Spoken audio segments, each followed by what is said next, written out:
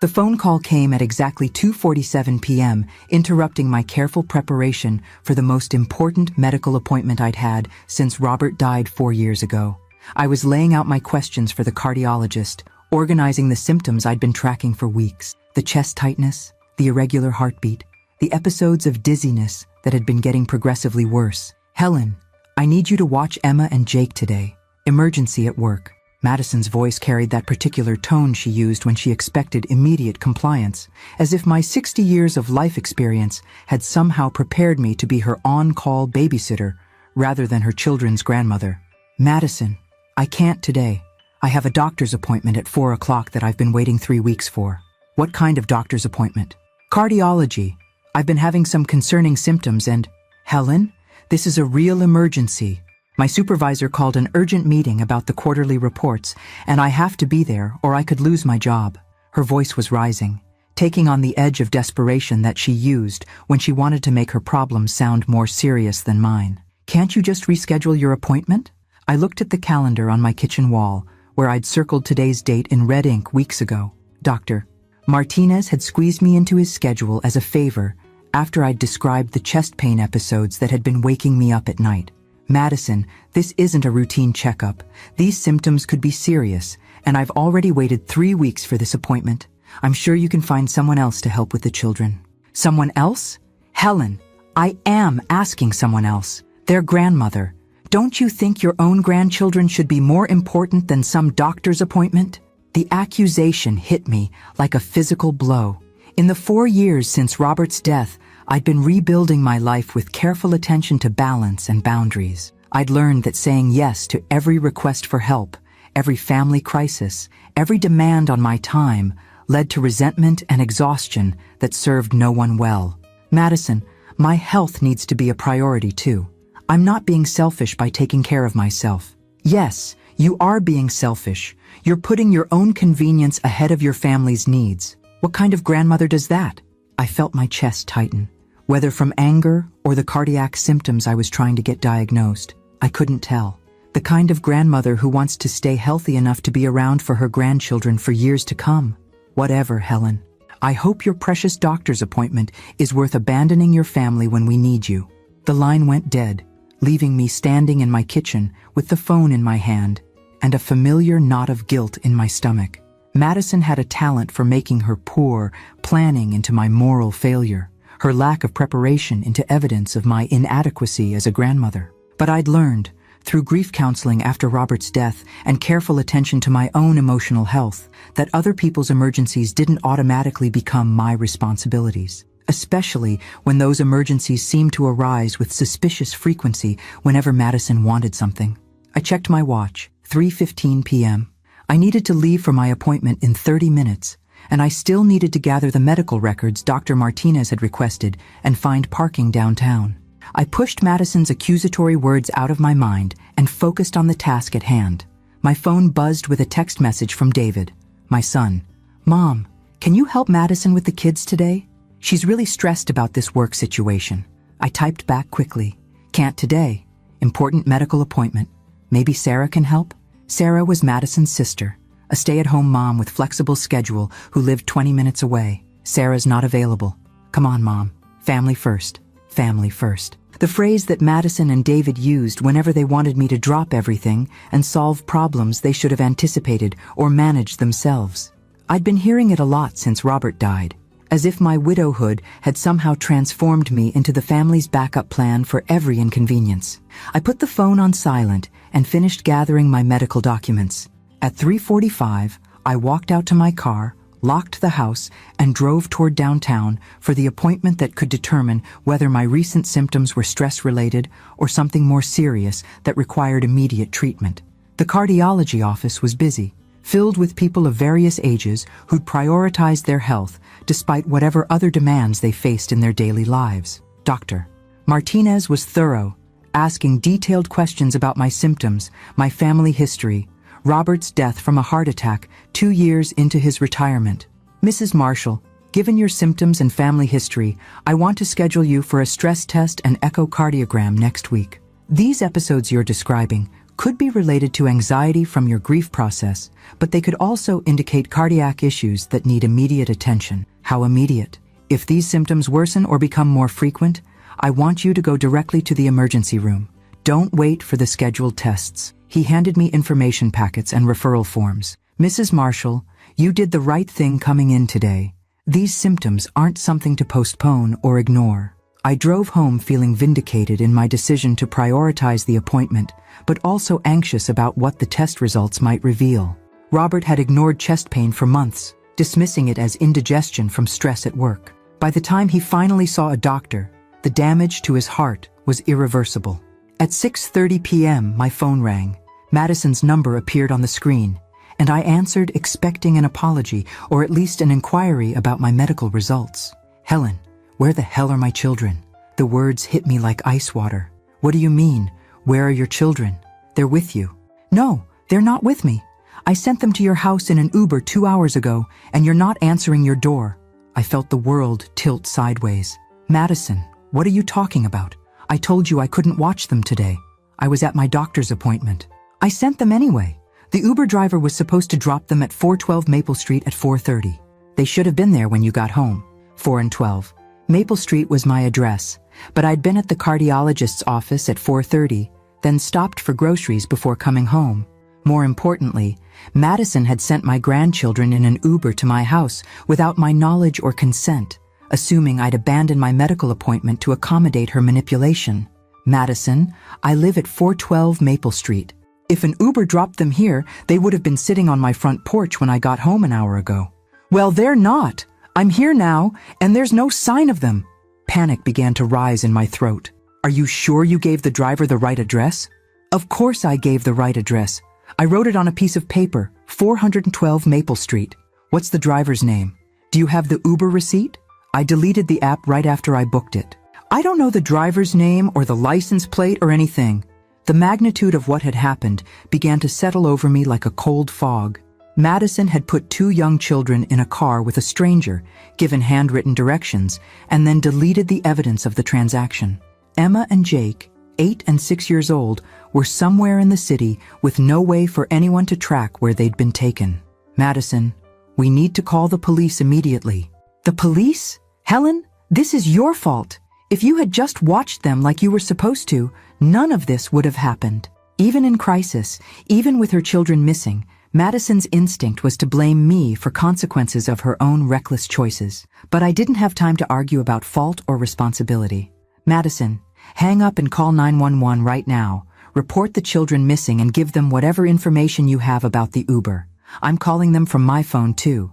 As I dialed emergency services, I looked out my front window at the empty street, trying to imagine what could have gone wrong with Madison's plan to force my cooperation through child abandonment. Some mistakes, I was beginning to understand, had consequences that extended far beyond the people who made them. And some emergencies were real, even when they were created by the same people who'd cried wolf too many times before. The police arrived at my house within 20 minutes, 2 officers who approached the situation with the grim efficiency of people who'd dealt with missing children cases before. Officer Rodriguez, a woman in her 40s with kind eyes and a no-nonsense demeanor, took detailed notes while Officer Patterson canvassed my neighborhood, asking if anyone had seen 2 young children dropped off by an Uber driver. Mrs. Marshall, walk me through the timeline again, Officer Rodriguez said, settling into my living room with her notepad. Your daughter-in-law called requesting childcare at what time? 2:47 p.m. I remember because I was preparing for my cardiologist appointment at 4 o'clock, and I checked the time when the phone rang. And you declined to watch the children because of this medical appointment? Yes. I explained that I'd been waiting 3 weeks for this appointment due to concerning cardiac symptoms. I felt the need to justify my decision, even though the rational part of my mind knew I'd done nothing wrong. Madison became angry and accused me of being selfish for prioritizing my health. Officer Rodriguez made notes without judgment. What time did Madison inform you that she'd sent the children in an Uber? 6:30 p.m. She called demanding to know where they were, assuming they'd been dropped at my house and that I was refusing to answer the door. So the children were unaccounted for approximately 2 hours before anyone realized there was a problem? The math made my stomach clench. Emma and Jake had been lost, scared, and potentially in danger for 2 hours while Madison went about whatever she was really doing, and I drove home from my appointment, oblivious to the crisis unfolding. Officer Patterson returned from canvassing the neighborhood, shaking his head. No one saw children being dropped off here today, but Mrs. Chen at 414 Maple Street said she noticed an Uber driver looking confused around 4:30, checking house numbers and driving slowly through the area. Did she see children in the car? She wasn't sure. She was cooking dinner and only glanced out the window when she heard a car idling in front of her house for several minutes. Officer Rodriguez closed her notepad and looked at me with an expression that suggested she'd seen too many cases like this. Mrs. Marshall, we've put out an alert for Emma and Jake Marshall, age 8 and 6. We're contacting Uber to get ride details from this afternoon. Though without the exact booking information or driver details, it may take some time. What can I do to help? Stay here in case the children find their way to your address. Keep your phone available. And Mrs. Marshall, she paused, choosing her words carefully. We'll need to investigate the circumstances that led to this situation. Child endangerment laws apply when children are put in potentially dangerous situations due to parental negligence. The implication was clear. Madison could face criminal charges for her decision to send Emma and Jake in an Uber without proper arrangements or supervision. After the officers left, I sat in my living room staring at my phone, waiting for news, and trying to process the magnitude of what had happened. My medical appointment, the one Madison had wanted me to skip to watch her children, had revealed potentially serious cardiac issues that required immediate follow-up testing. But her anger at my refusal to cancel had led her to make a decision that put Emma and Jake in danger. At 8:15 p.m., my phone rang. David's name appeared on the screen. Mom, Madison told me about the kids being missing. What the hell happened? Your wife sent Emma and Jake in an Uber to my house without my knowledge or consent, after I'd explicitly told her I couldn't watch them today due to a medical appointment. But Mom, why didn't you just— David, stop. Stop right there. I felt something crystallize in my chest, a clarity that cut through the guilt and confusion Madison's accusations had created. Your children are missing because your wife made a reckless, irresponsible decision after I clearly communicated my unavailability. Don't you dare try to make this my fault. There was silence on the other end of the line. In the 4 years since Robert's death, I'd been careful to maintain family harmony, often at the expense of my own boundaries and needs. But tonight, with Emma and Jake, somewhere unknown and potentially unsafe, I couldn't stomach another conversation where Madison's poor choices became evidence of my inadequacy as a grandmother. The police are investigating this as child endangerment, David. Your wife could face criminal charges. Criminal charges? Mom? That seems extreme.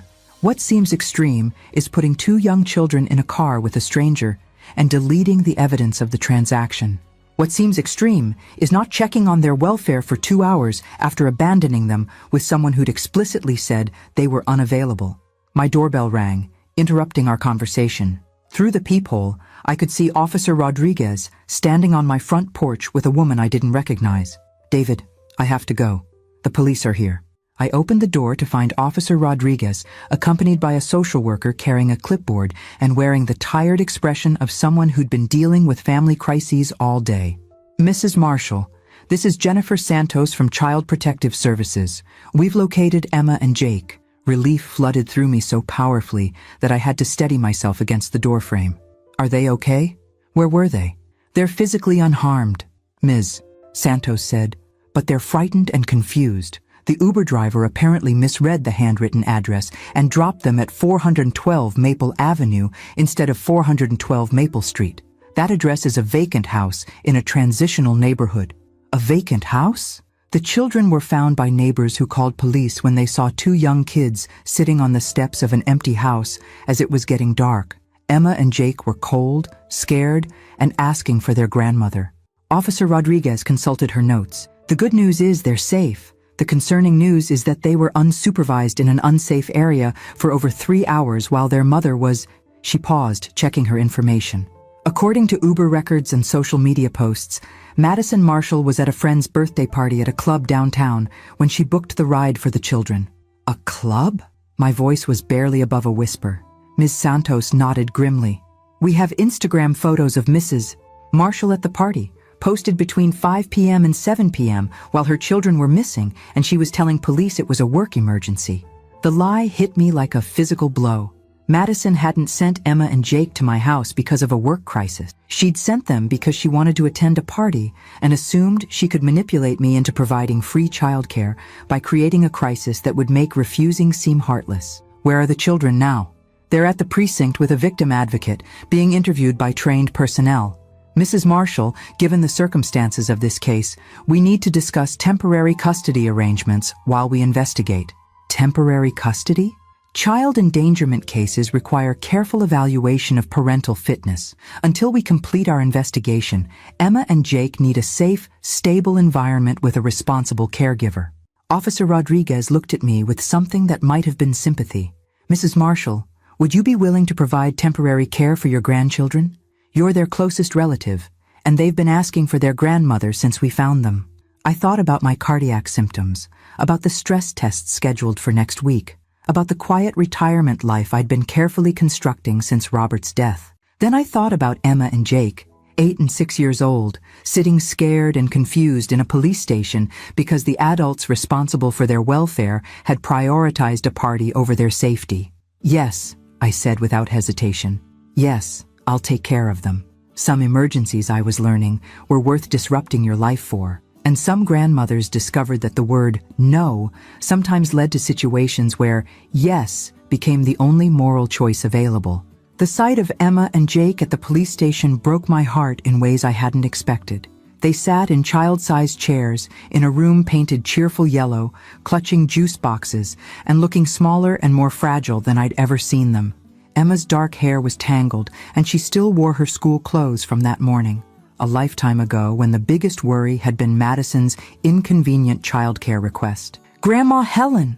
Jake launched himself into my arms the moment he saw me, his 6-year-old body trembling with relief and exhaustion. Emma followed more cautiously, her 8-year-old eyes holding questions I wasn't sure I could answer. Are we in trouble? Emma asked, her voice barely above a whisper. The police lady said Mommy made a mistake, but we didn't do anything wrong.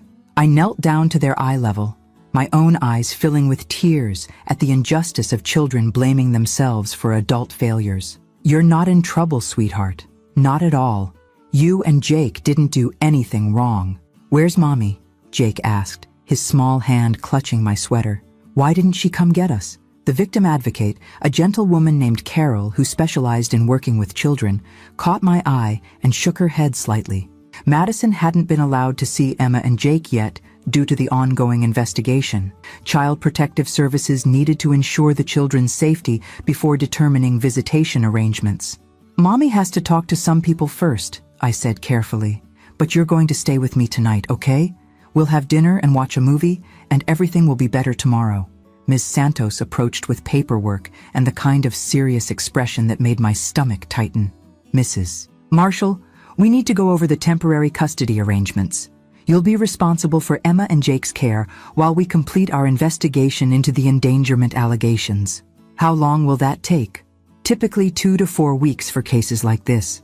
We'll need to interview all parties, review the evidence, and assess the home environment before determining permanent custody arrangements. I signed document after document, officially taking responsibility for 2 children whose mother had prioritized a party over their welfare.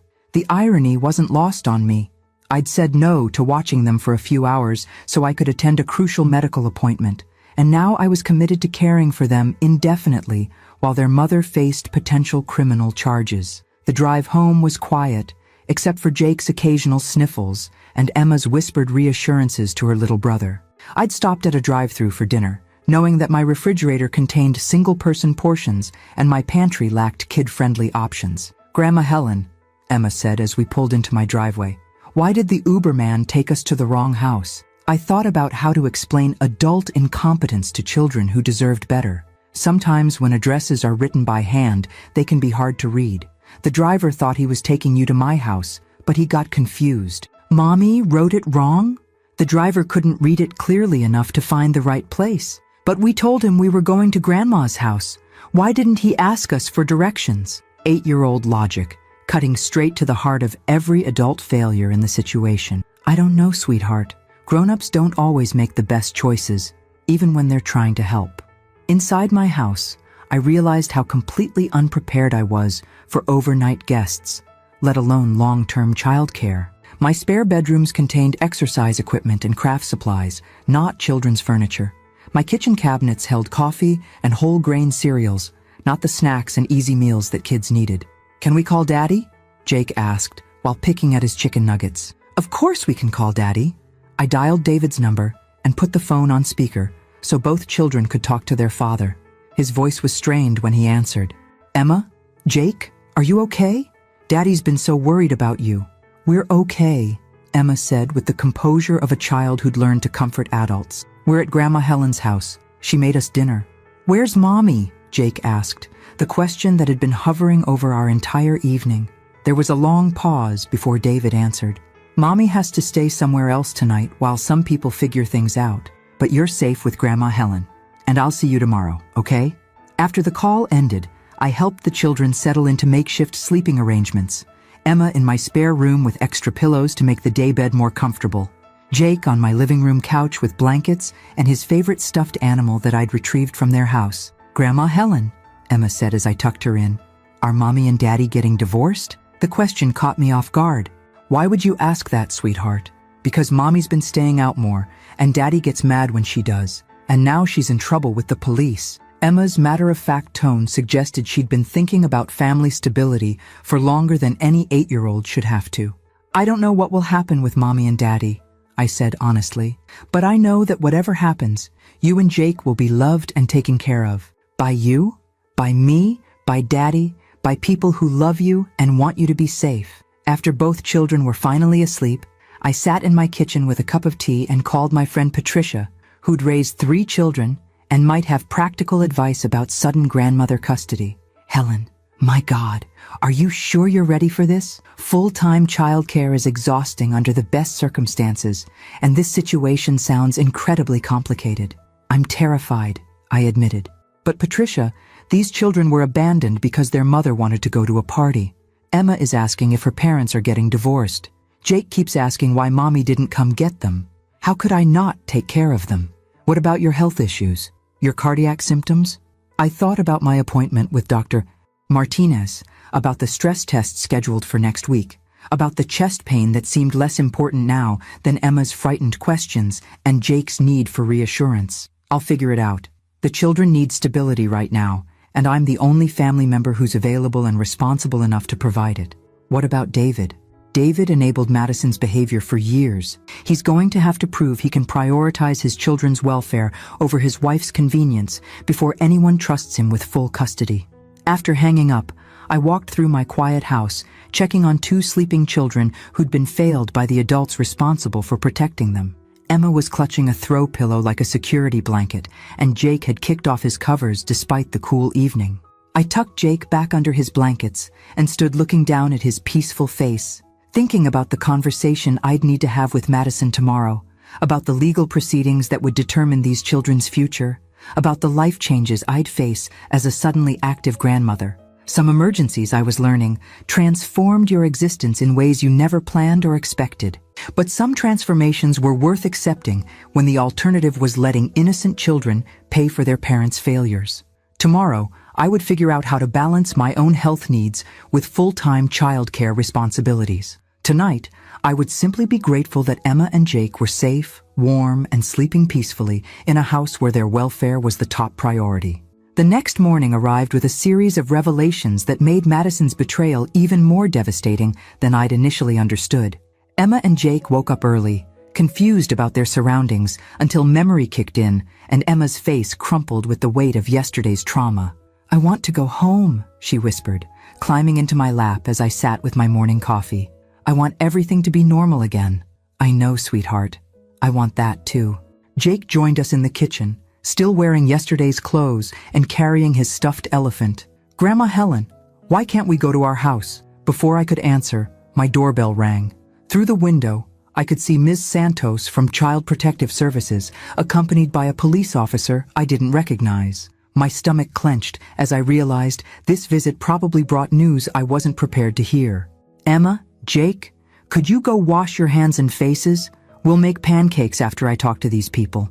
I opened the door to find Ms. Santos holding a thick folder and wearing the expression of someone who'd spent the night reviewing evidence that had only gotten worse with scrutiny. "Mrs. Marshall, we need to discuss some developments in the case. May we come in?" I led them to my living room, positioning myself where I could still see the children in the kitchen. "What kind of developments?" Ms. Santos opened her folder and spread out papers that looked like social media screenshots and official documents. "We've been investigating Madison Marshall's activities yesterday, and the situation is more serious than initially reported." "More serious how?" Officer Collins, the new policeman, consulted his notes. "Mrs. Marshall wasn't just at a friend's birthday party. She was at a club downtown with a group that included several people with drug-related arrests. Social media posts show her drinking heavily and engaging in behavior that suggests substance use." I felt the blood drain from my face. Substance use? Instagram stories posted to her account between 4 p.m. and 7 p.m. show her at the party, clearly intoxicated. There are videos of her dancing on tables, taking shots, and in one case, appearing to consume what looks like cocaine in a bathroom mirror selfie. Ms. Santos handed me printed screenshots that made my stomach turn. Madison, Emma, and Jake's mother had been snorting drugs in a club bathroom while her children sat scared and alone outside an abandoned house. "But that's not all," Ms. Santos continued. "We interviewed Madison last night, and her story changed multiple times. Initially, she claimed it was a work emergency. When confronted with evidence that she was at a party, she said it was a networking event for her job.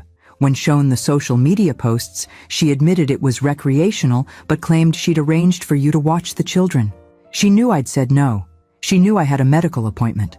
According to her statement, she believed you were just being difficult and that once the children arrived, you'd have no choice but to care for them." Officer Collins looked up from his notes. "Mrs. Marshall, she also admitted this isn't the first time she's used this strategy." "What do you mean?" "She's apparently sent Emma and Jake to relatives' houses without permission on multiple occasions, assuming that family members would feel obligated to provide childcare, rather than turn away children who'd already been dropped off." I thought about the times over the past year when Madison had called at the last minute with various emergencies, the guilt trips when I'd had to decline due to my own commitments, the way she'd made me feel selfish for maintaining boundaries around my time and energy. "How many times?" Ms. Santos consulted another document. "Emma mentioned during her interview that Mommy sometimes sends them to Uncle Brad's house in Uber rides when she has important meetings. Uncle Brad is Madison's brother, who works night shifts and has told Madison repeatedly not to send children to his apartment unannounced. So the children have been dropped off at people's homes before without arrangements?" "Multiple times. Emma has been keeping track because she worries about getting in trouble with relatives who don't expect them." Mrs. Santos's voice was gentle but firm. "Mrs. Marshall, this pattern of behavior constitutes ongoing child endangerment and neglect." I looked toward the kitchen where Emma and Jake were attempting to make their own breakfast, Emma reading cereal box instructions to Jake while trying to act like the responsible adult their mother had failed to be. "What happens now?" "Madison Marshall has been charged with child endangerment, reckless endangerment, and child abandonment. Given the evidence of substance use and the pattern of negligent behavior, we're recommending that temporary custody remain with you while we complete a full investigation." Officer Collins added, "We'll also be investigating your son David's knowledge of and complicity in this pattern. Did he know about his wife's habit of abandoning the children with unwilling relatives? I don't know. David tends to believe Madison's explanations without asking many questions. We'll be interviewing him today. Mrs. Marshall, are you prepared to continue caring for Emma and Jake for an extended period? This investigation could take several weeks, and depending on the outcome, you might be looking at longer-term custody arrangements." I thought about my cardiac symptoms, about the stress tests scheduled for next week, about the quiet retirement I'd been carefully constructing. Then I looked at Emma, who was pouring milk for Jake while humming quietly to herself, taking care of her little brother because the adults in her life had proven unreliable. "Yes, I'll take care of them for as long as necessary." After the officials left, I sat down with Emma and Jake to explain what would happen next. Emma listened with the serious attention of a child who'd learned that adult promises weren't always reliable, while Jake focused on his cereal and occasionally asked questions about whether they were in trouble. "You'll stay here with me while some people figure out how to make sure you're safe," I told them. "Your daddy will visit, but your mommy has to work with some helpers to learn better ways to take care of you. Is mommy sick? Emma asked. In a way, yes. She made some choices that weren't safe for you and Jake, and now she needs help learning how to make better choices. Like when Tommy's mom had to go away for drinking too much? I realized Emma was referring to a classmate whose mother had been in rehab, 8 years old, and she already had frameworks for understanding parental addiction and family breakdown. Something like that, sweetheart. My phone rang. David's number. I answered while the children finished breakfast. Mom, I just finished talking to the police. Madison's been arrested. They're saying she was using drugs at this party while the kids were missing. I know. Child Protective Services was here this morning. Mom, I had no idea. I knew Madison went out with friends sometimes, but I thought it was just dinner and drinks. I didn't know about the drugs or about her sending the kids places without permission. David, how could you not know?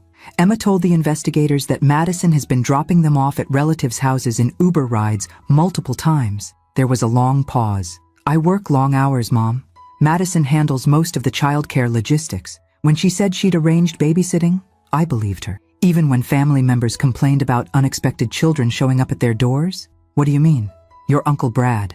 Madison's been sending Emma and Jake to his apartment without warning David, a man who works night shifts, and explicitly told her not to do it. I could hear David processing this information, probably realizing how many warning signs he'd ignored in favor of trusting his wife's explanations. Mom, what do I need to do to get my kids back? You need to prove that you can protect them from their mother's negligence. And David, you need to figure out how you missed years of behavior that put your children at risk. Some conversations, I was learning, required uncomfortable truths that couldn't be softened by family loyalty. And some parents had to earn back the right to be trusted with their children's welfare. 2 weeks into our new arrangement, I was beginning to understand that temporary custody meant rebuilding my entire life around the needs of 2 traumatized children. Emma had started wetting the bed, something she hadn't done since she was 4, and Jake refused to let me out of his sight, following me from room to room like a frightened shadow. The call from Dr. Martinez's office came on a Tuesday morning while I was helping Jake with math homework, and Emma was attempting to braid her own hair with the intensity of someone trying to control at least one aspect of her disrupted world. Mrs. Marshall, you missed your follow-up appointment yesterday for the stress test. Dr. Martinez is concerned about your cardiac symptoms and wants to reschedule immediately. I looked at my kitchen calendar, where Emma's school events, Jake's dentist appointment, and my own medical needs competed for space in cramped handwriting that told the story of a life suddenly stretched beyond its limits. I'm sorry, I've been dealing with a family crisis. My grandchildren are living with me temporarily. And, Mrs. Marshall, Dr. Martinez emphasized that your symptoms require urgent evaluation. Delaying cardiac testing could be dangerous. Can we schedule something for next week? We had to give your slot to another patient. The next available appointment is 3 weeks out. 3 weeks. I thought about the chest tightness I'd been ignoring while focusing on bedtime stories and homework help, about the dizzy spells I'd attributed to stress rather than potential heart problems, about Robert's sudden death and my promise to myself to prioritize my health. Fine. Schedule it for 3 weeks from now. After I hung up, Emma looked at me with the perceptive attention she'd developed since the night her world fell apart. Grandma Helen, are you sick? I'm fine, sweetheart. Just some routine doctor stuff. Mommy used to say she was fine when she wasn't really fine. 8 years old, and Emma had learned to read adult deception with the accuracy of someone whose survival had depended on interpreting her mother's moods and motivations. I have to see a heart doctor, but it's probably nothing serious, just something doctors check when people get older. Like Grandpa Robert's heart? The question hit me like a physical blow. Emma had been only 4 when Robert died, but she remembered the hospital visits, the scary medical equipment, the way her grandfather had gone from healthy to gone in a matter of weeks. Grandma Helen, you can't die, Jake said matter-of-factly, looking up from his math worksheet. We need you to take care of us. The weight of their dependence settled on my shoulders like a heavy coat. These children had already lost their stable home, their mother's presence, and their father's reliability. The thought of them facing another adult abandonment, even through illness, made my chest tighten with anxiety that had nothing to do with cardiac symptoms. My phone rang. Ms. Santos from Child Protective Services. Mrs. Marshall, We need to schedule a home visit to assess the children's adjustment and your caregiving situation. Also, there's been a development with Madison's case. What kind of development? She's been arrested again. Drug possession this time. She was stopped for erratic driving, and police found cocaine in her purse. I felt the last of my illusions about Madison's capacity for responsible parenthood crumble. When did this happen? Last night. Mrs. Marshall, this significantly changes the custody situation. We're now looking at potential termination of parental rights rather than family reunification. What does that mean for Emma and Jake? It means their temporary placement with you may become permanent. Are you prepared for that possibility? I looked at Emma, who was listening to my half of the conversation with the careful attention of someone who'd learned that adult phone calls often determine children's fates. Jake had abandoned his math homework and moved closer to me, sensing tension he couldn't understand, but instinctively fearing. Yes, I said without hesitation. I'm prepared for that. After ending the call, I realized I needed to have the conversation I'd been avoiding since this crisis began. I sat down with Emma and Jake in the living room, choosing words carefully for a discussion that would shape their understanding of their future. That was Ms. Santos from Child Protective Services. She wanted me to know that your mommy has been arrested again. For what? Emma asked. For having drugs that aren't medicine. Drugs that make people make bad choices and can hurt their bodies. Is mommy going to jail? Probably yes, for a while. Jake climbed into my lap, his small body seeking comfort against news he didn't fully understand but recognized as bad. Does that mean we can't live with mommy anymore? It means you'll probably live with me for a long time, maybe permanently. Emma was quiet for several minutes, processing this information with the careful analysis she applied to all the adult failures in her life. Grandma Helen, if we live with you permanently, will you still love us if we're not perfect? The question revealed the damaged logic of children who'd learned to blame themselves for their mother's negligence, who'd internalized the belief that love was conditional on good behavior rather than an automatic right of childhood. Emma, Jake, listen to me very carefully. I will love you no matter what. If you make mistakes, if you get bad grades, if you're sad or angry or scared, I will still love you.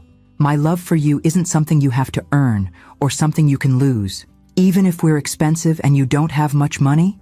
I realized Emma was remembering arguments she'd overheard between Madison and David, fights about childcare costs, and the financial burden of raising children properly. Even then, we'll figure out the money part together. But Emma, you and Jake are not burdens. You're not problems to be solved. You're people who deserve love and safety and stability. What about Daddy? Jake asked. Can we still see Daddy? Daddy will visit, and maybe someday you can visit him. But right now, Daddy has to prove that he can take better care of you before you can live with him again. That evening, after the children were asleep, I called my sister Margaret in Arizona to discuss the reality of raising 2 young children in my 60s while dealing with potential cardiac issues. Helen, are you sure you can handle this? Full-time parenting is exhausting at any age, but at 60 with health problems. Margaret, these children have been abandoned and traumatized. Emma is 8 years old, and she's asking me if I'll still love her if she's not perfect. Jake follows me to the bathroom because he's afraid I'll disappear like his mother did. How can I not take care of them? What if your heart condition is serious? What if you need surgery or extended treatment? Then I'll deal with that when it happens. But Margaret, the alternative is putting them in foster care with strangers while their father proves he's capable of responsible parenting and their mother serves a prison sentence for drug possession. Have you thought about the financial implications? Raising 2 children on your retirement income? I had thought about it. The life insurance from Robert's death would cover emergencies, but my retirement savings would be stretched thin by the additional expenses of childcare. I'd need to apply for financial assistance, possibly return to work part-time, certainly give up the comfortable retirement I'd planned. I'll figure it out. Margaret, when I was lying in that hospital bed after Robert died, I promised myself I'd find ways to matter, to contribute, to build meaning from grief. Maybe this is how. By sacrificing your health and financial security, by choosing family over convenience, by proving that some grandmothers step up when parents fail down. After we hung up, I walked through my house, looking at the evidence of 2 children who transformed my quiet widowhood into active, chaotic, meaningful daily life. Jake's stuffed animals scattered across the living room, Emma's books stacked on the coffee table, drawings on my refrigerator depicting our family in bright crayon colors that included me as a central figure. Some sacrifices, I was beginning to understand, weren't really sacrifices at all. They were opportunities to discover that love was elastic, that family could be reconstructed from crisis, and that saying yes to unexpected responsibilities could lead to purposes you'd never imagined. My cardiac symptoms would have to wait. My grandchildren couldn't. David's first visit since the custody arrangements were formalized arrived on a Saturday morning that had started with Emma refusing to eat breakfast and Jake announcing that he didn't want to go to school anymore because the other kids asked too many questions about why he lived with his grandmother now. I'd spent 2 hours trying to coax Emma into eating something while simultaneously explaining to Jake why education was important even when life was complicated. When David knocked on my door, carrying flowers and wearing the expression of a man who'd finally understood the magnitude of his failures as a father. "Mom, thank you for taking care of them. I know this isn't what you planned for your retirement." I let him in, noting how different he looked after 3 weeks of facing the consequences of his willful blindness to Madison's behavior. He'd lost weight, and there were dark circles under his eyes that spoke of sleepless nights spent confronting truths he'd avoided for years. "Daddy!" Jake launched himself into David's arms with the desperate enthusiasm of a 6-year-old who'd learned not to take parental presence for granted. Emma approached more cautiously, watching her father's face for signs of the disappointment or frustration she'd learned to expect from adults. "How are my kids?" David asked, settling onto the couch with Jake still clinging to him while Emma maintained careful distance. "They're adjusting," I said, choosing words carefully in front of children who'd become hypervigilant about adult conversations. "It's been an emotional transition for everyone. Emma, sweetheart, come here. I missed you so much." Emma approached slowly, accepting David's hug, but keeping her expression guarded. "Daddy, why didn't you know Mommy was using drugs?" The question hung in the air like smoke, revealing how much Emma had processed about her family's dissolution, and how many adult explanations had failed to satisfy her need for understanding. David's face crumpled with something that looked like genuine remorse. "I should have known, Emma. I should have paid more attention and asked better questions. That's my fault, not yours or Jake's. Are you going to take us back home?" "Not yet, sweetheart. I have to prove to the people who decide these things that I can take better care of you first. And Emma, even when that happens, you might still spend a lot of time here with Grandma Helen." Why?" David looked at me, and I could see him struggling with how much truth to share with children who'd already absorbed more adult complexity than any kids should have to process. "Because Grandma Helen has been taking better care of you than Daddy and Mommy did. Because you're safe and happy here in ways that you weren't at home." It was the first time David had acknowledged the dysfunction that had characterized Emma and Jake's daily life before the custody crisis, and I felt something shift in my assessment of his capacity for growth and change. After David left, promising to return next weekend and call every Tuesday evening, Emma approached me with the serious expression she wore when processing difficult information. "Grandma Helen, do you think Daddy will really get better at taking care of us? I think he wants to get better. Whether he actually will depends on whether he's willing to do the hard work of changing how he makes decisions about family." "What kind of hard work?" "Learning to put you and Jake first, even when that's inconvenient. Learning to ask hard questions about people's behavior instead of believing easy explanations. Learning to protect you from adults who make choices that hurt children." Emma nodded with the gravity of someone who'd learned to evaluate adult reliability through experience rather than promises. "Grandma Helen, can I ask you something?" "Of course, sweetheart. If Daddy gets better and we go back to living with him, will you still be our grandmother? Will we still see you all the time?" The question revealed Emma's deepest fear, that stability was temporary, that love was conditional, that the safety she'd found with me would disappear if family circumstances changed. "Emma, I will always be your grandmother, no matter where you live or who takes care of you day to day. You and Jake are part of my heart now, and that doesn't change based on living arrangements. Promise?" "I promise." That afternoon, while Jake napped and Emma worked on a school project about family trees that had become complicated by recent events, my phone rang with a call I'd been dreading. Dr. Martinez's office, following up on my missed cardiac appointments. Mrs. Marshall, Dr. Martinez is very concerned about your continued delays in cardiac testing. Given your family history and symptoms, postponing evaluation could be life-threatening. I understand the urgency, but I'm currently caring for my grandchildren full-time due to a family crisis. It's difficult to schedule medical appointments when I can't leave them with anyone else. Mrs. Marshall, what would happen to your grandchildren's care if you had a cardiac event?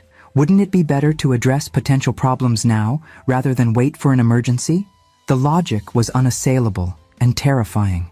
If my symptoms indicated serious heart disease, delaying treatment could result in the kind of sudden cardiac death that had taken Robert, leaving Emma and Jake to face another abandonment by an adult they'd come to depend on. Can we schedule the stress test for a time when I can bring the children with me? They're 8 and 6, and they can sit quietly in a waiting room if necessary. Mrs. Marshall, cardiac stress testing isn't really appropriate for children to witness. The exercise protocols and monitoring equipment can be frightening for young observers. Then what do you suggest? I can't leave them with anyone else, and I can't continue ignoring symptoms that could indicate serious problems. There was a pause while the scheduler consulted with Dr. Martinez. Dr. Martinez says he can arrange for a child life specialist to supervise Emma and Jake in a separate area during your testing.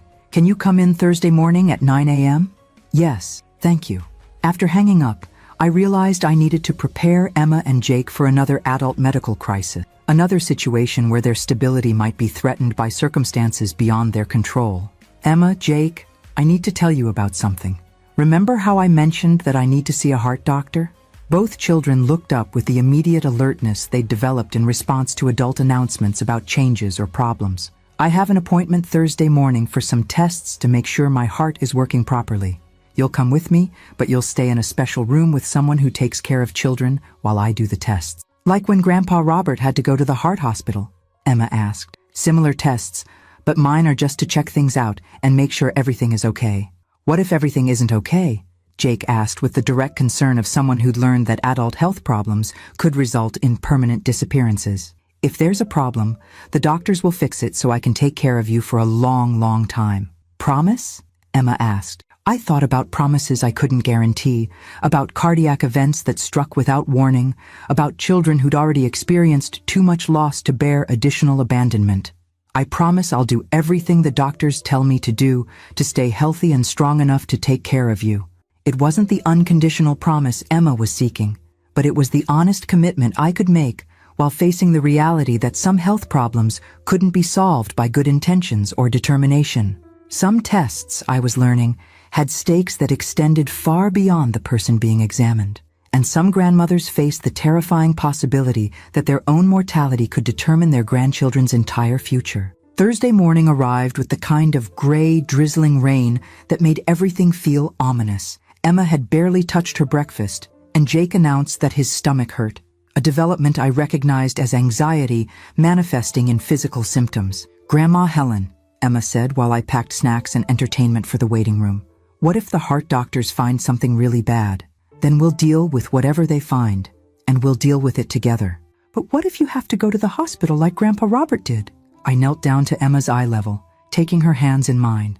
Emma, I know you're scared because you remember what happened to Grandpa, but these are different tests, and even if the doctors find problems, there are lots of ways to fix heart problems now that help people stay healthy. Did Grandpa Robert have the same tests? Grandpa Robert waited too long to see doctors, which is why I'm going now, to catch any problems early when they're easier to fix. The cardiac clinic was located in a medical building that smelled like disinfectant and contained the kind of fluorescent lighting that made everyone look pale and worried. Emma and Jake stayed close to me as we checked in, their eyes wide as they took in the medical equipment and the other patients who looked tired and older than I felt. Mrs. Marshall, I'm Jennifer, the child life specialist. Emma and Jake, would you like to come see the special room we have for kids whose grown-ups are having medical tests? Jennifer was young and cheerful in the way that people who work with children learn to be, and she led us to a bright room filled with books, games, and a television playing age-appropriate movies. You can watch movies or play games or read books while your grandmother has her tests, Jennifer explained. And if you get worried or need anything, just let me know and we can check on her. How long will the tests take? Emma asked. About 2 hours. That's time for a whole movie and maybe some coloring or reading afterward. I hugged both children goodbye, noting how Jake's grip lingered and how Emma's eyes were bright with unshed tears. I'll be back in 2 hours, I promised. Jennifer will take good care of you. The stress test itself was exactly as grueling as I'd expected, walking on a treadmill while connected to monitoring equipment that tracked my heart's response to increasing levels of exercise. Dr. Martinez watched the readouts with the focused attention of someone looking for specific patterns that could indicate serious problems. Mrs. Marshall, I can see some irregularities in your rhythm during peak stress. We're going to need to do an echocardiogram to get a better picture of your heart structure and function. Is it serious? It's concerning enough that I want more information before making treatment recommendations. The good news is that you're here now, getting evaluated rather than waiting for symptoms to worsen. The echocardiogram involved lying still while a technician moved an ultrasound wand across my chest, creating images of my heart in real time. I watched the monitor, trying to interpret the black and white patterns that would determine whether I could continue caring for Emma and Jake without medical intervention. Mrs. Marshall, Dr. Martinez would like to speak with you about the results. Dr. Martinez's office was filled with the kind of medical diplomas and cardiology textbooks that should have been reassuring, but instead reminded me of all the things that could go wrong with human hearts. Mrs. Marshall, the tests show mitral valve regurgitation. Essentially, one of your heart valves isn't closing properly, which is causing the irregular rhythms and some of the symptoms you've been experiencing. Is that treatable?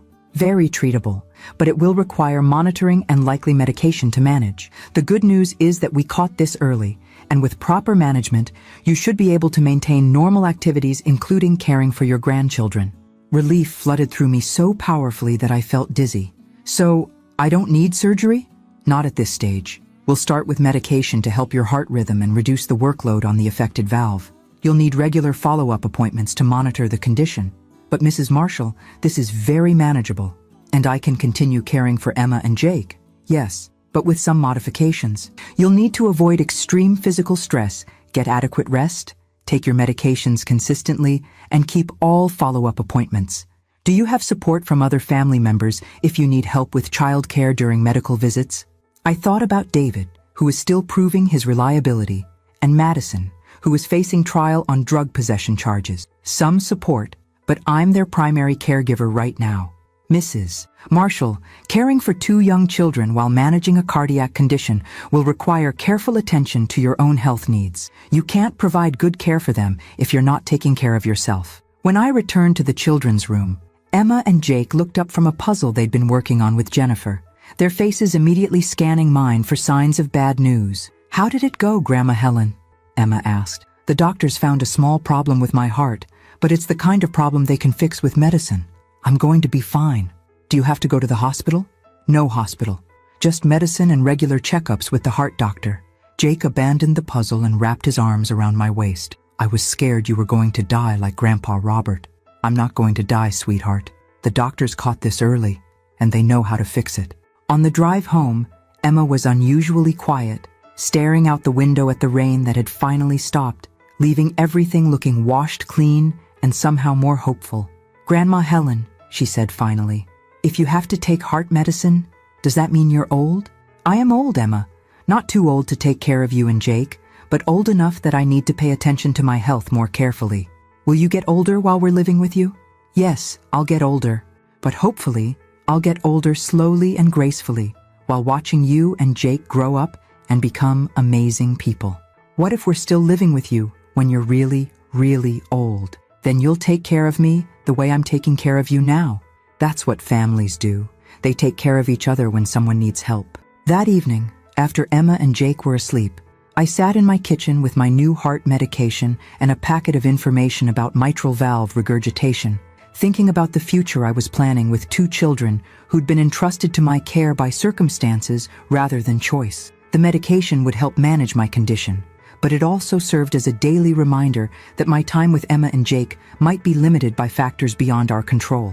I needed to use whatever years I had to help them become strong, confident, emotionally healthy adults who could face their own challenges with resilience rather than fear. Some health scares, I was learning, served as wake-up calls about priorities that had been clear all along. And some families were built on the understanding that love meant taking care of each other through whatever medical, emotional, or practical challenges life presented. Tomorrow, I would start my heart medication and continue the work of raising 2 children whose trust in adult reliability was slowly being rebuilt through daily proof that some promises could be kept, some love was unconditional, and some grandmothers were strong enough to choose family over convenience even when the cost was higher than anyone had anticipated. 6 months after becoming Emma and Jake's primary caregiver, I received the call I'd been both dreading and expecting. Ms. Santos from Child Protective Services asked to schedule a home visit to discuss permanent placement options and the future of the Marshall Children's custody arrangements.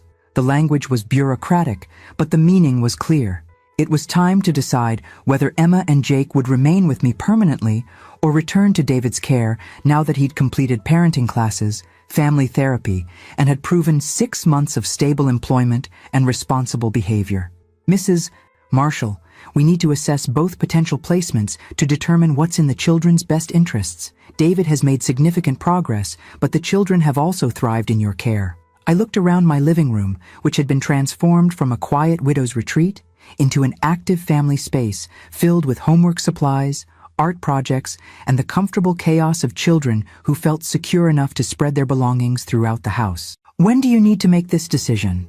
Within the next month. We'll be interviewing Emma and Jake about their preferences, evaluating both living situations, and making a recommendation to the family court judge. After ending the call, I realized I needed to prepare Emma and Jake for conversations about their future that would require them to make choices no children should have to face. Choosing between a father who was trying to rebuild his reliability and a grandmother who'd provided stability during their most vulnerable period. Emma, Jake, could you sit with me for a few minutes? I need to talk to you about something important. They approached with the careful attention they'd learned to give adult announcements, settling on either side of me on the couch that had become our designated space for serious conversations. Mrs. Santos called today. She wants to talk to you about whether you want to keep living here with me or go back to living with Daddy. Emma's reaction was immediate and intense. Do we have to choose? The people who decide these things need to understand what you want and what would make you feel safest and happiest. What happens if we choose different things? Jake asked. What if I want to live with you and Emma wants to live with Daddy? I hadn't considered this possibility, that the children might have different preferences about their future placement, creating an impossible choice between keeping them together and honoring their individual needs. I don't know, sweetheart. Let's hope you both feel the same way about what you want. Grandma Helen, Emma said, her voice careful in the way she'd learned to use when asking questions that might have painful answers. If we choose to live with Daddy, will you still love us? Emma, my love for you and Jake doesn't depend on where you live. Whether you're here with me every day or visiting on weekends or living across the country, I will always love you exactly the same amount. But will we still see you all the time? We'll see each other as much as possible, and we'll talk on the phone, and you'll always know that this house is your home too, no matter what. What do you think we should choose? Jake asked. The question put me in an impossible position. I wanted Emma and Jake to stay with me. I'd grown to love the daily rhythms of their lives, the bedtime stories, the homework help, the way they'd transformed my quiet widowhood into active, meaningful engagement with the future. But I also wanted them to have a relationship with their father, and David had worked hard to become more reliable and emotionally present. I think you should choose what feels safest and happiest for you. Both Daddy and I love you and want to take good care of you. Oh, but Grandma Helen, you already proved you can take good care of us. Daddy has to prove he can do it. Emma's observation was astute and heartbreaking. These children had learned to evaluate adult reliability based on demonstrated behavior rather than promises, and 6 months of stability with me carried more weight than David's recent improvements after years of negligent oversight. 3 days later, David came for his regular weekend visit, but this time he brought a photo album and what appeared to be architectural plans that he spread across my dining room table. Kids, I want to show you something. Remember our old house where you used to live? Emma and Jake nodded, though I could see them tensing at the mention of their previous home, which held memories of Madison's erratic behavior and David's absence during work hours. "Well, I've been working with some people to make it better. Look at these pictures." The photo album showed extensive renovations to David's house: a new playroom, updated bedrooms for each child, a fenced backyard with play equipment, and what appeared to be a home office designed to allow David to work from home more frequently. "I've changed my job so I can work from home 3 days a week," David explained. "And Mrs. Patterson from next door is going to help with after-school care on the days when I have to go to the office." "What about Mommy?" Jake asked. "Would Mommy live there too?" "No, buddy. Mommy and Daddy are getting divorced. She's going to live somewhere else and get help with her problems. But you could visit her when the doctors say she's ready." Emma studied the renovation photos with the analytical attention she applied to homework problems. "Daddy, why did you change everything? Why didn't you make it better before when we lived there?" David's face crumpled slightly. "Emma, I didn't realize how much better things could be. I thought what we had before was good enough, but Grandma Helen showed me what really good care looks like." "So you learned from watching Grandma Helen?" "Yes, sweetheart. I learned that children need consistency and attention, and parents who put their needs first." I felt something complicated twist in my chest. Pride that my caregiving had served as a model for David's growth, but also sadness that it had taken Emma and Jake's traumatic abandonment for him to understand what responsible parenting required. "Grandma Helen," Emma said after David had left, "what do you think about Daddy's new house? I think it shows that he's been working very hard to become a better father. Do you think we should give him another chance? What do you think? You're the one who would have to live with the consequences of that choice." Emma was quiet for a long time, processing the complexity of family loyalty, earned trust, and the difference between wanting something to work and believing it actually would. "I think maybe we could try it," she said finally. "But Grandma Helen, if it doesn't work, can we come back here? Emma, this will always be your home. No matter what happens, no matter where you live, you and Jake will always belong here with me. Promise?" "Promise." That night, as I tucked Emma and Jake into beds they'd slept in for 6 months, I realized that successful foster care sometimes meant preparing children to leave you, even when every instinct screamed against letting them go. Some love, I was learning, was measured not by holding on, but by trusting enough to let go when letting go served the children's best interests. But I was also learning that some families could stretch across multiple households, that some grandmothers could remain primary support systems even when they weren't primary caregivers, and that some promises were worth making even when you couldn't control all the circumstances that might threaten your ability to keep them. Tomorrow, I would support Emma and Jake's decision to try living with their father again. Tonight, I would treasure what might be our last evening as a 3-person household that had healed together from trauma none of us had chosen, but all of us had survived. The transition meeting took place on a crisp October morning in Ms. Santos's office, with Emma and Jake sitting between David and me, while various professionals discussed custody arrangements with the clinical efficiency of people who'd managed hundreds of similar family reconstructions. "Emma and Jake have expressed a desire to try living with their father again," Ms. Santos announced, consulting her notes while I felt my heart clench with pride and loss in equal measure. "However, they've also requested that Helen remain actively involved in their care." "What does that mean, practically speaking?" David asked. Family Court Judge Patricia Williams, who'd been overseeing our case, looked up from her own documentation. "It means we're recommending joint custody with David as primary residential parent, and Helen as secondary caregiver with specified visitation rights and shared decision-making authority." Shared decision-making about what? Medical care, education, therapy, major decisions that affect the children's welfare. Mrs. Marshall has demonstrated excellent judgment in these areas over the past 6 months. I watched Emma and Jake during this discussion, noting how they listened to adults deciding their future with the resigned attention of children who'd learned that their preferences mattered but weren't always decisive. "What we want to know," Emma said suddenly, addressing Judge Williams with 8-year-old directness, "is what happens if Daddy doesn't do a good job taking care of us? Do we have to stay there anyway?" The question silenced the room. Here was a child who'd been failed by parental negligence, asking for protection against future failures with the practical wisdom of someone who'd learned not to trust adult promises without enforcement mechanisms. "Emma, Judge Williams said gently. If your father doesn't provide proper care, you can contact Mrs. Marshall, your teachers, or any trusted adult, and we'll investigate immediately.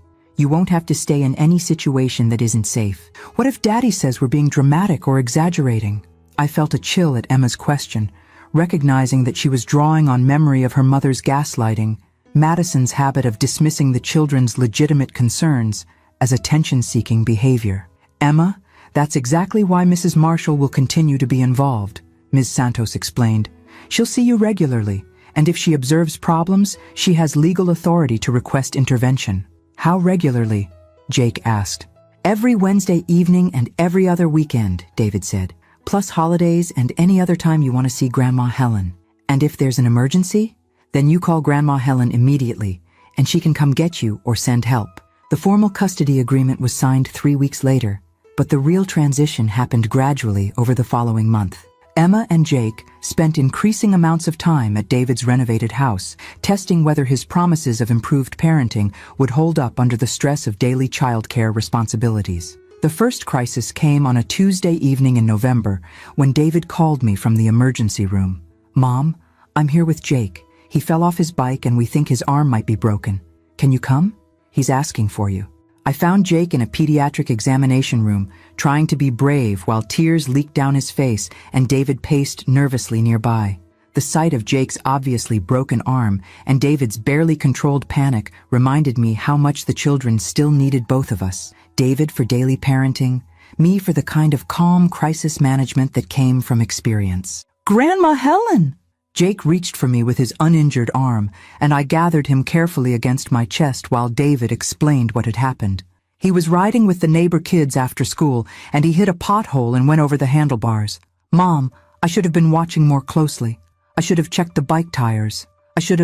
David, stop. Accidents happen. Children get hurt.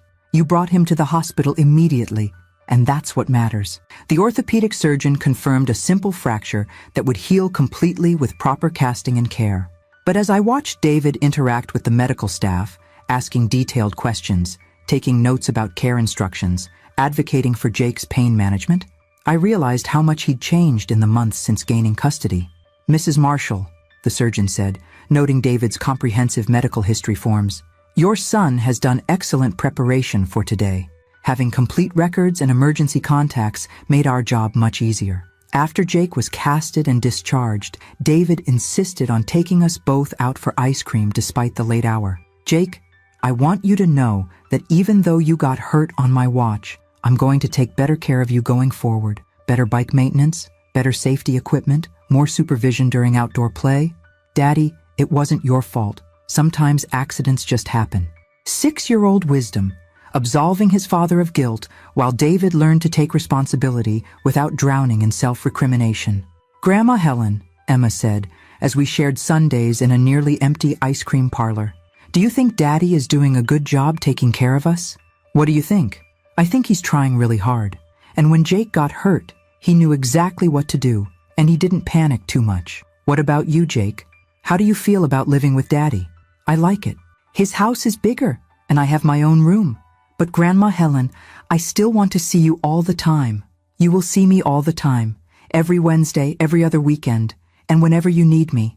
Even when we're grown up, even when you're grown up and have children of your own. 3 months into the new custody arrangement, I received a call that tested everyone's commitment to our reconstructed family structure. Madison was being released from prison after serving 8 months for drug possession, and she wanted to see Emma and Jake. Mrs. Marshall, Ms. Santos explained, Madison has completed drug treatment and parenting classes while incarcerated. The court is considering supervised visitation, but we need to assess the children's readiness and your comfort level as their secondary caregiver. What do Emma and Jake want? They're conflicted. They miss their mother, but they're also afraid of her. They want to see her, but only if you're present during visits. And David?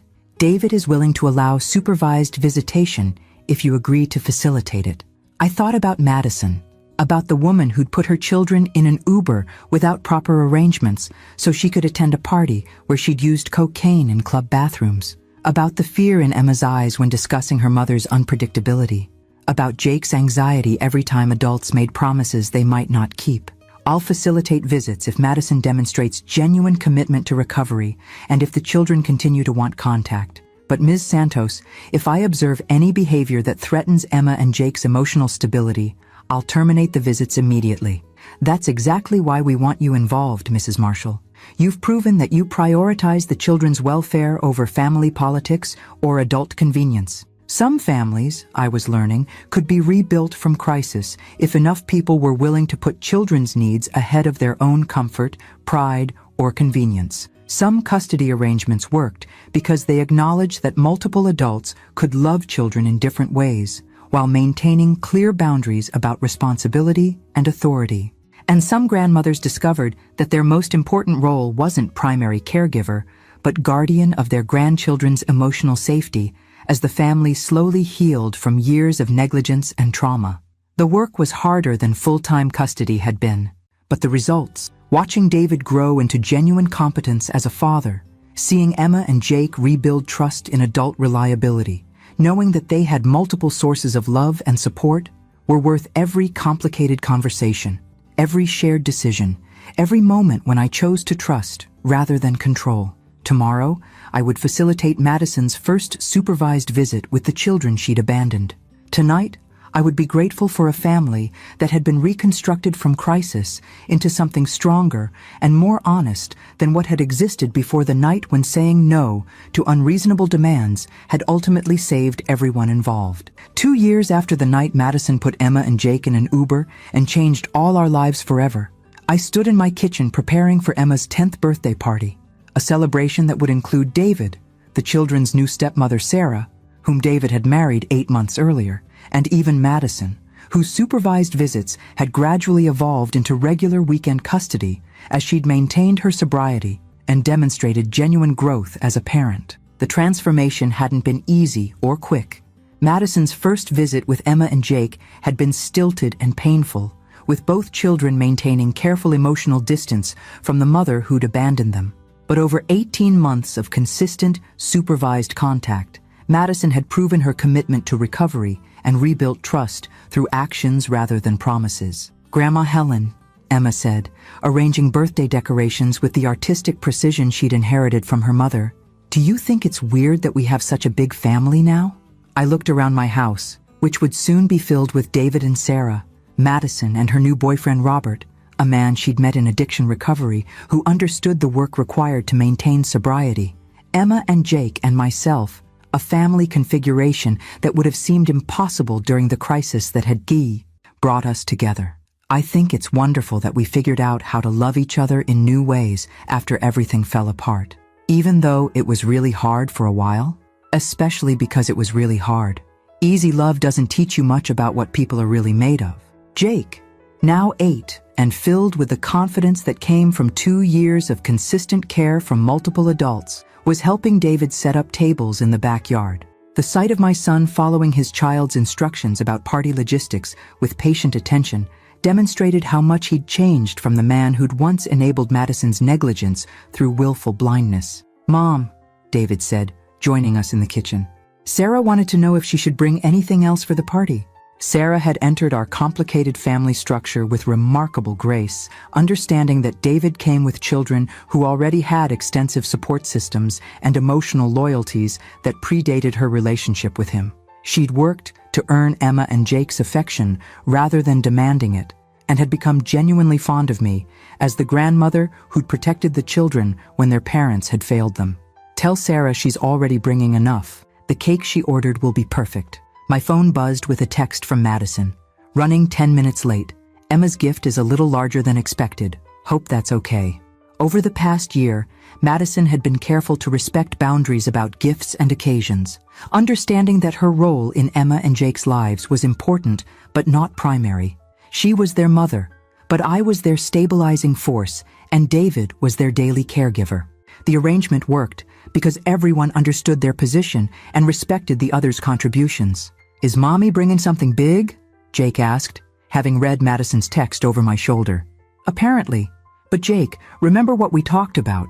The best gifts aren't necessarily the biggest or most expensive ones." "I know, but I still like surprises." At 2 p.m., My backyard was filled with 10 children from Emma's class, plus all the adults who'd learned to function as an extended family despite our complicated history.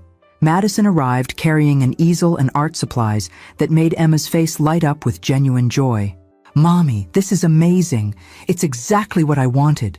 Watching Madison interact with her children, attentively, soberly, with the kind of present moment awareness that addiction had stolen from her for years, I felt something I'd never expected. Genuine happiness for her recovery, rather than just relief about the children's safety. "Madison, this was thoughtful. Emma's been talking about wanting to paint for months. I remember loving art when I was her age. I thought maybe we could take some art classes together during my weekends with them." The suggestion was tentative, recognizing that Madison's time with Emma and Jake still operated within boundaries designed to protect everyone's emotional stability.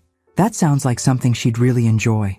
As the party wound down and various family members helped with cleanup, I found myself standing with David and Madison while Emma and Jake played with neighborhood children who'd stayed late. "Helen," Madison said, her voice carrying the careful tone she used when addressing difficult topics, "I want to thank you again for everything you did for them, for stepping up when I failed completely." "You don't need to keep thanking me, Madison. Taking care of Emma and Jake wasn't a sacrifice. It was a privilege. But you gave up your retirement. Your health was affected by the stress. You turned your whole life upside down because of my terrible choices." I thought about the woman I'd been 2 years ago. Comfortable, controlled, carefully structured around my own needs and schedule. Then I looked at Emma, who was teaching younger children how to use her new art supplies with the patient kindness that characterized her approach to most situations. "Madison, those terrible choices led to some of the best things that ever happened to me. Emma and Jake changed my life in ways that made it better, not worse. Even the heart problems were probably developing anyway. Having the children with me forced me to get medical attention I might have postponed indefinitely if I'd been living alone." David joined our conversation, carrying the tired satisfaction of someone who'd successfully hosted a children's party without any major crises. "Mom, I still can't believe how much you did for us. Taking custody of the kids, helping me learn how to be a better father, facilitating Madison's recovery relationship with them. David, you became an excellent father once you started paying attention. Madison became a responsible mother once she got sober. I just provided stability while you both figured out how to take care of your children properly." As the last guests departed and Emma and Jake settled into quiet play with their birthday gifts, I realized that our story had reached something like a conclusion. Not the neat ending where everyone lived happily ever after, but the more complex resolution where damaged people had learned to function better and children had gained multiple sources of love and support. "Grandma Helen," Emma said as I tucked her into bed at David's house, where I still spent Wednesday nights and alternate weekends. "When you said no to watching us that day when Mommy called, did you know it would save our family?" "I didn't know anything would save our family, sweetheart. I just knew that I needed to take care of my health so I could be available when you really needed me. And we really needed you. You did. But Emma, you and Jake also saved me. You gave me a purpose I didn't know I was missing, and a kind of love I'd never experienced. The grandmother kind of love, the choosing to stay when everything falls apart kind of love." As I drove home to my own house, I passed the intersection where an Uber driver had made a wrong turn 2 years ago and changed the trajectory of 5 people's lives. The mistake that had seemed like the worst possible outcome had ultimately led to the best possible outcome. Children who felt truly secure for the first time in their lives, adults who'd learned to prioritize family welfare over convenience or avoidance, and a grandmother who'd discovered that saying no to inappropriate demands had positioned her to say yes to the responsibilities that actually mattered. Some families, I'd learned, were strengthened by crisis rather than broken by it. Some love required difficult choices, uncomfortable boundaries, and the courage to prioritize children's needs over adults' feelings. And some grandmothers discovered that protecting their own well-being wasn't selfish. It was the foundation that made everything else possible, including the ability to catch grandchildren when their parents' poor choices sent them falling toward people who were strong enough to break their fall and wise enough to teach them how to build better lives from whatever pieces remained. The end. You know, before I end this video, I want to talk to you for a moment, not as a narrator, not as someone telling a story, but just as someone sitting across from you, reflecting on what we just experienced together. Because stories like this, they don't just come and go, they stay. They linger in your mind, in your chest, in that quiet space where you start asking yourself questions you didn't expect. I remember the first time I came across a story like this. It wasn't dramatic in the way movies are.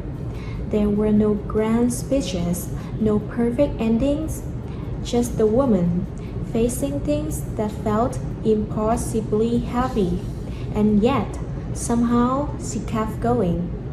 Not because she had all the answers, not because she wasn't afraid, but because something inside her refused to give up.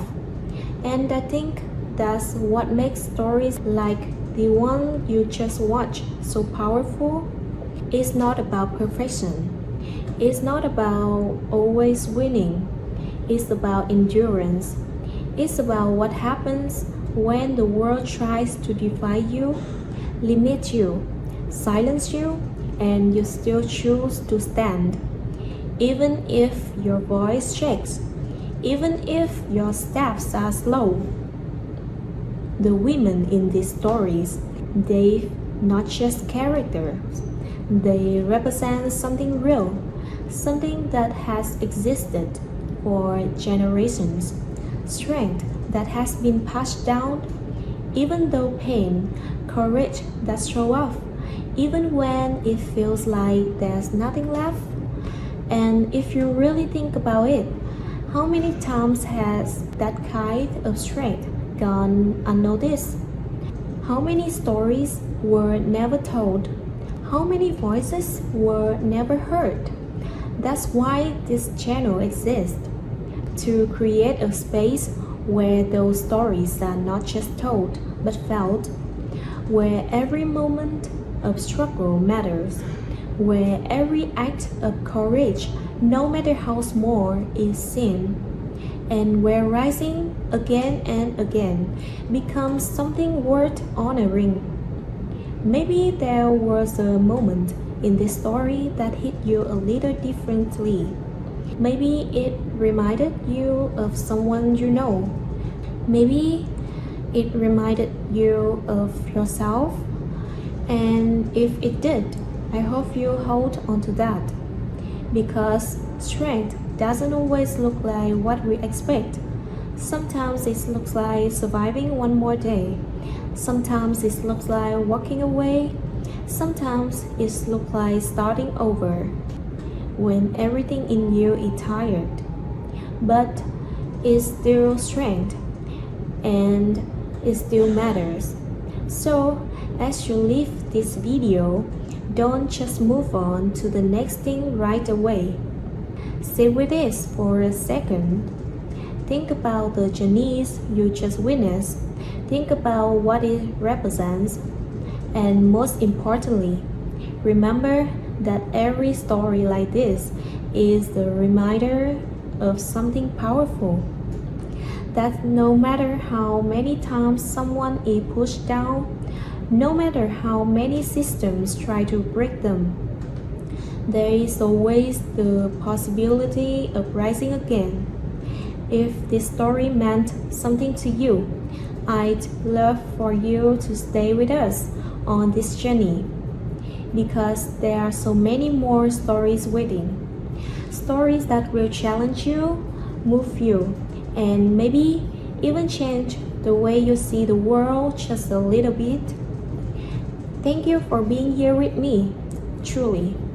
And until the next story, take care of yourself, keep your heart open, and never forget how powerful it is to rise, even when it's hard. Bye.